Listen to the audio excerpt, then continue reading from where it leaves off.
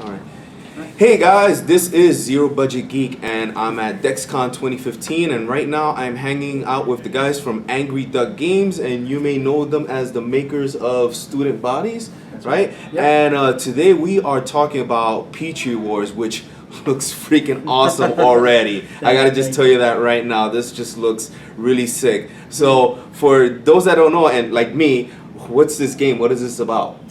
All right, so in Petri Wars, you're bacteria fighting over the space in the Petri dish. Okay. So you want to spread out and grow, try to eat each other, and basically take up as much space as you can so that you can show the scientists that you deserve to be reproduced in the future and be awesome bacteria.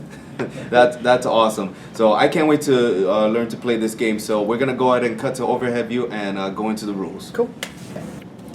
Okay, so just going over quickly how the game works. Your purpose is that you want to grow in this tank and take over and basically prove your dominance by getting these little guys, DNA tokens. This is worth 5, these are worth 1. The DNA are kind of like your victory points. Your pieces, when you grow them on the board, they start face down. What you're going to do is try to strategically move them around the dish. You're going to spend food to do stuff like that. These are your food right here. That's what you spend to do all your actions. So attacking, growing, moving around are all going to be fueled by this food. And it's important to note that when the food runs out, so does the game. Yep. Oh boy. So game ends. That's also a timer. Okay. Yeah, it's your game clock. So if you're gathering a lot of food, you're running the clock out really fast. And if you're just getting a little bit at a time, you're kind of slowing the game down a little bit. Okay. All right.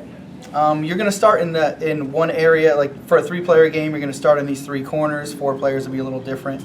And I just set up a game in progress so you can see how the different pieces work. And I'll just show you the individual pieces real quick. There's only 6 different types. And then I'll explain how the food gets made and all that. This one here is called the sleeper. It explodes when somebody tries to attack it as long as it's not infected. What you'll do is if it gets attacked, it'll flip over and anything around it will get infected.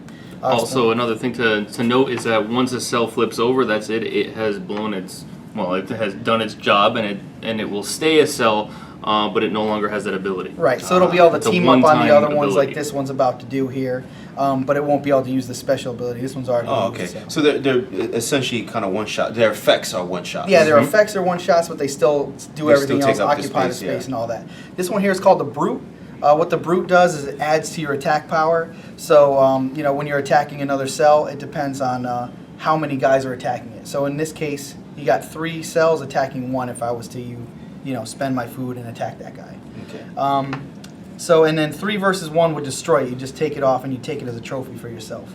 If there was a Brute here, like if I unveiled a Brute here, it would be worth 4 instead, and you get to assimilate it. You take it off, put one of your own pieces in the space. Very powerful attack. Really strong attack if you can get yourself into that kind of position. It's rare, but it happens. It does happen. If you're only attacking with 2 cells, let's say this guy was over here, it's going to infect the guy. When they're infected, they can't move, they can't participate in other attacks, and they can't flip over to use their special ability. Okay. But they can be uninfected by doing a friendly attack on it. Yeah, you sort of would take another friendly cell, spend one of your food, and remove that. Okay. Yeah. Yeah. All right, so that's those 2 here. This one here, it really helps you out a lot. It's called the Scout. What he does is you'll choose when you want to flip him over to peek at somebody else's cells to make sure you're not attacking one of the defenders or one of the guys that blows up or something like that. A little bit of Gives information. you a little insight, yeah, exactly. So this one here is a special one. This is called the Mutant. What the Mutant does is it gives you a special ability that you're going to draw at the beginning of the game. These are the mutation cards. Each player is going to get 2 of them, and they're kind of a surprise. So if some of them are reactive, like the jumper right here, jumper is going to be able to move away from an attack that happens on him. But only you can do that because you got that card. Exactly. You're Only the mutant can do that. Okay. Only the mutant can do that. Not only the mutant, right. but only you, because you got that card. Other people Oh, got different there's cards. no other jumper card. Right. Correct. You're the only guy who's a jumper, so that kind of sets you apart from the other Interesting. ones. There's a whole bunch of mutations, and you won't get them every game. Yeah, I can see Exactly. a bunch here. Yeah, we got a Alright, dozen awesome. different ones at least. So, all right, so that's what the mutant does. You'll also be able to. You'll actually get 2 of these mutations, and you can switch it. And you can switch it up like partway through the game. You can change to the bomber if you want instead.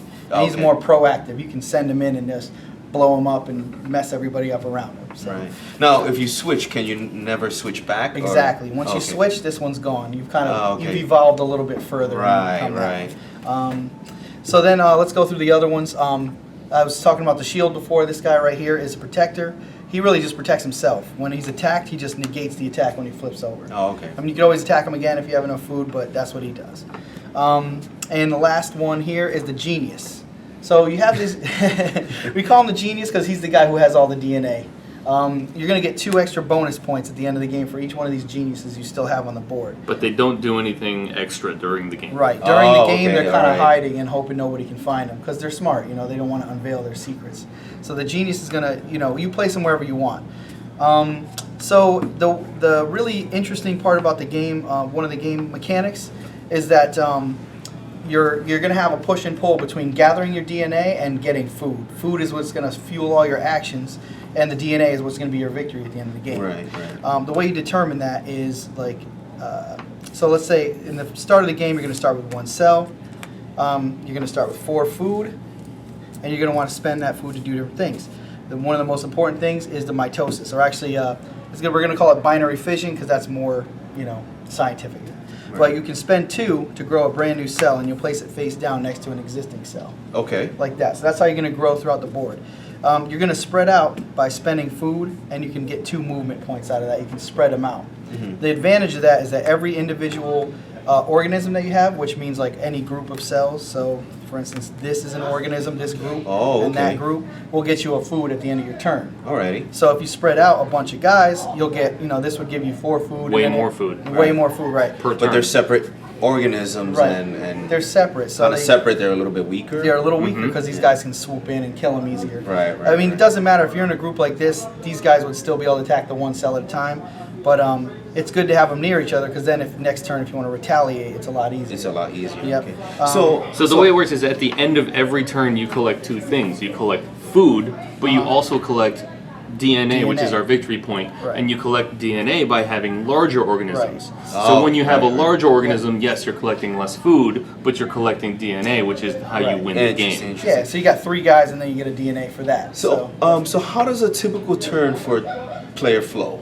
Oh, okay. A turn, just like a typical turn, is you already have your food. You have your food. You start with From last 4, turn. and then each turn you're going to get more at the end. At the beginning of my turn, I would decide what I want to do, either grow, move, or etc. But you can Well, spend. go ahead. You're yellow. Yeah, I'll show you. I'm yellow. All right. So in this case, I might want to grow a new cell. So I'm going to throw 2 food into the waste. Pick one of my cells. I might want a mutant out front here, just next to this guy, because I have some cool mutations. I want to place him next to an existing cell like that. I still have 2 food left. I'm going to spend 1, and I'm going to spread out a little bit like this. I get 2 points of movement for that. And then I might save this other food for the next turn. Okay. All right? And then you're going to gather 4 food. 1, Yep, 2, I'll 3, get 1, 4. 2, 3. Right, so and 1, for 2, 3, and then 1 for being you, because you always get 1. You always get them at 4, and then he's got an organism with 3. Yep. So he's going to collect 1 victory. Yep, I get 1 victory DNA. point for those 3 guys. Boom, that's his turn. That's a turn. Oh, Ready for next that's, turn. That's pretty simple. Now, I don't know if you mentioned this before. Maybe I missed it. Uh-huh. Can you look at your own guy? Yes. face Of down course, at yeah. any time? I have such a terrible memory. I would never make a game that makes people memorize their own face down. Yeah. Well, and I mean, one thing I definitely want to make sure to show, because everybody has like this little what do you call it? That's a little player screen, a divider. But I mean, the inside of it is just absolutely fantastic. It's got just everything you need to know. I mean, it's got the turn order, and it's got all the different types do. I mean, what do you call the different cells? What they exactly. do. All the different cell functions. So you can actually, the game can actually end before you've even used up all your guys, right? Yep. Because it's based on the food. It often Exactly, does. and typically Yeah. it does end without everybody getting all their pieces. So you I have don't to think make we've ever that- had every piece come Right, out, I have don't we? think it's No. mathematically possible to get every single one out. So Oh, okay. yeah, it's All right. tough. So you got to make that decision between, do I want to do something mean in the middle and attack, or do I want to get more geniuses out to get more points at the end? It's really a tough decision. Unless you have 2 opponents who all they do is just eat each other, and then you have free reign over the back there. All right, I'm really excited. I'm hoping later tonight to get to sit with you guys and actually play this and have my viruses get completely wiped out, because I'll probably be terrible. But I'm really excited about it. It just looks absolutely fantastic. The artwork is just awesome. I love the mechanics. It seems very simple. And actually, so about how long does it take for a typical game? Like, how many players is it? You can play 2 to 4. 2 to 4. Yep. And about how long does it take for like a full 4 player? Maybe an hour and change. If everybody Does it? knows what they're doing, you'll get it done in a half hour. In a half If hour. you know So what you're doing. done Yeah, I quickly. mean, it seems like you can kind of burn through a game pretty quickly, and again, it just looks fun. It's got an awesome theme, and I can just see people just kind of naming their virus different things and all that. Well, we really set out to come up with a simple game with deep strategy. Yeah, You know? it looks like it. So, for the folks at home that want to get this game or that want to play it, where can they get it? Right now, all you have to do is Google Petri Wars, and you will find our Kickstarter page. We're on Kickstarter until this Sunday. What's the date this Sunday? This July Sunday, 5th. July 5th. July 5th. July 5th is And the very last day. Today's the 2nd, so get on there. As soon as you see this video, go find the Kickstarter. I'm gonna make sure the Kickstarter is gonna be down in the description. So we're gonna, guys, if this looks interesting, and it does look interesting, go back this Kickstarter. It looks awesome. And guys, thanks for taking the time to explain the game to me. Thanks a lot. Our pleasure. Yeah, And for the anytime. folks at home, and guys, thank you for watching, and I'll see you on the next video. Thank you. Thank you for checking out a United Geeks Network family member. If you enjoyed it and are looking for other online media with a geek culture slant, head over to UnitedGeeksNetwork.com, where you will find The Game Huntress. Wherever there's XP or achievements, the Game Huntress blog will always be on the hunt. The United Geeks Network. You can broadcast your geekiness at UnitedGeeksNetwork.com.